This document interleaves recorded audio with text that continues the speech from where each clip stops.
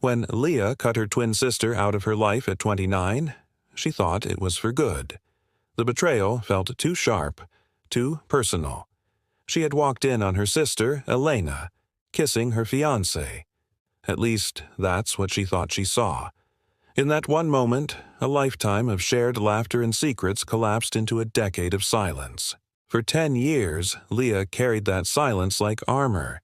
She built a new life, told herself she was fine, until the phone call came. Her sister had died in a car crash. When their mother begged her to come home for the funeral, Leah almost refused. How could she grieve someone who'd betrayed her so deeply? But guilt has a way of whispering louder than pride. At the funeral, she felt nothing but exhaustion. No tears, just a dull ache where love used to be. Afterwards, back in the room they once shared, she found a folder with her name on it. Inside were dozens of letters, each one addressed to her, each one signed by Elena. Her hands shook as she read the first one, dated just a week after she left. "Dear Leah, I know you hate me, but I didn't kiss Thomas. He kissed me. I pulled away. You walked in. You never let me explain." 10 years of certainty shattered. The letters continued, tracing a decade of heartbreak. Elena had tried everything, emails, birthday cards, anything to reach her. One letter was dated on Leah's 35th birthday. "I saw you today. Buying sunflowers. You still love them, huh? I almost said hi, but you looked so peaceful. I didn't want to disturb that." Leah sat on their childhood bed, the weight of her choices crashing down. She was the one who had made it impossible. At the bottom of the folder was one last envelope. "To be opened if I die." Her fingers trembled as she read. "Leah, if you're reading this, I hope you can forgive me. Not for me, but for yourself. Hate is heavy, sis. You've carried it too long." And then she broke. The kind of raw, gasping sobs that come from a place of unbearable loss. Late that night, she found Elena's old phone. In a folder titled "Unsent" were voice memos.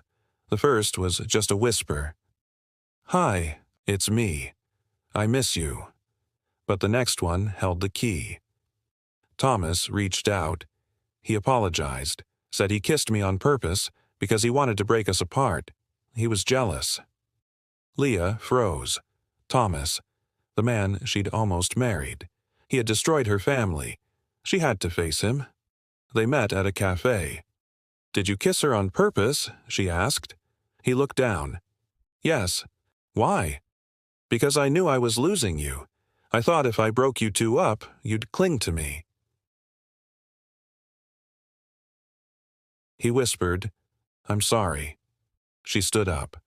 "I don't forgive you, but I forgive myself for believing you." And with that, she walked out, finally exhaling 10 years of grief. The healing was slow. She found Elena's boyfriend, Matthew, who gave her one final letter. "Leah," it read, "I forgive you for everything, and I love you, always." This time, when she cried, it was a release.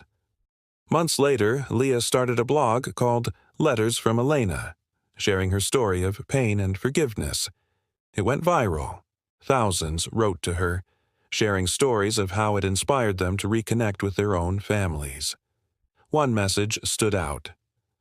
"I was about to cut off my brother. Then I read your story, and I called him instead." There was no perfect happy ending. Just truth. Leah learned that hate doesn't protect you. It only delays your healing. She still visits her sister's grave, surrounded by sunflowers, sometimes reading the letters aloud. If you're holding on to old anger, maybe it's time to let it go. Write a letter, even if it's never sent.